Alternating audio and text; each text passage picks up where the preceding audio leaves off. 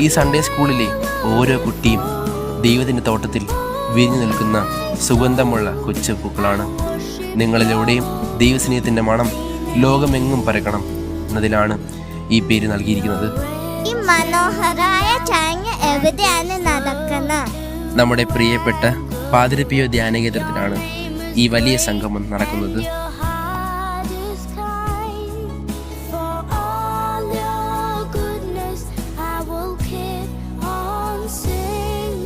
ഈ പരിപാടി തുടങ്ങുന്ന സമയം എപ്പോഴാണ്?